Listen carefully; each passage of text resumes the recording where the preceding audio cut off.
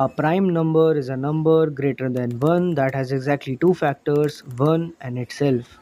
The program checks whether the entered number is prime or not.